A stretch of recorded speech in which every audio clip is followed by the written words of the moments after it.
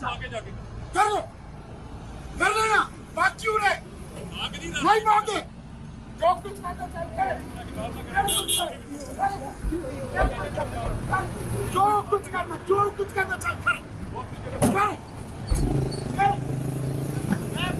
کوئی بات نہیں، غریب آدمی۔ یہ مناظر اسلام آباد کے تھے، جہاں پر جناب محترم سینیٹر مشتاق صاحب اور ان کی فیملی کو پولیس کی طرف سے ہراساں کرنے کی کوشش کی گئی ہے، بلکہ ہراساں کیا گیا ہے۔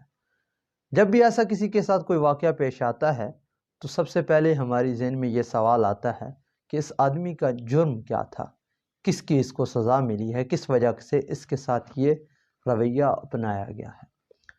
جناب محترم سینیٹر مشتاق صاحب کا جرم صرف یہی ہے کہ انہوں نے غزہ کے مظلوم مسلمانوں کے لیے آواز اٹھائی ہے، اور انہوں نے حکومت پاکستان کے سامنے یہ مطالبہ رکھا ہے کہ وہ غزہ کے مظلوم مسلمانوں کے لیے انٹرنیشنل سطح پر آواز اٹھائیں، کہ وہ غزہ جہاں پر اس وقت غذا کی قلت بدترین صورت اختیار کر چکی ہے، اور وہاں پر یہ خدشہ ہے کہ جو لوگ بموں سے بچ جائیں گے ان کو بھوک مار دے گی۔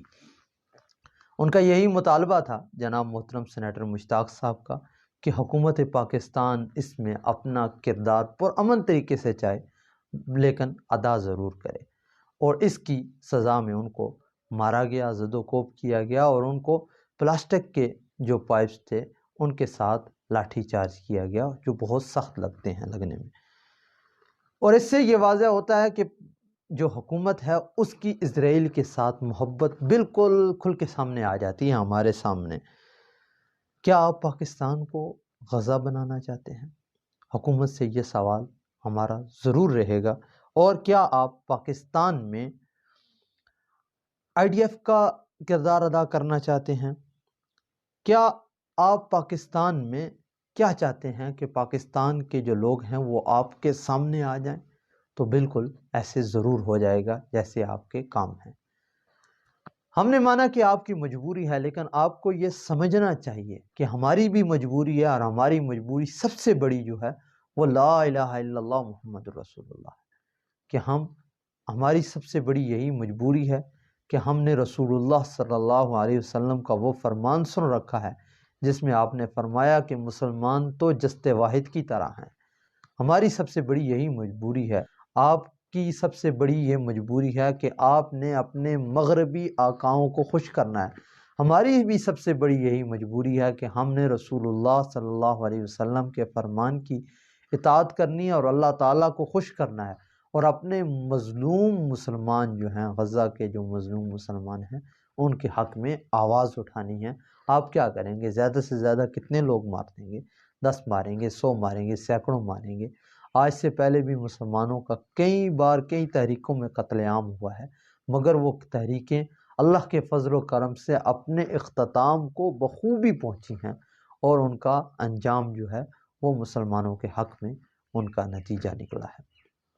آپ لیکن حکومت جو ہے وہ اس معاملے میں تھوڑا ہوش کے ناخن۔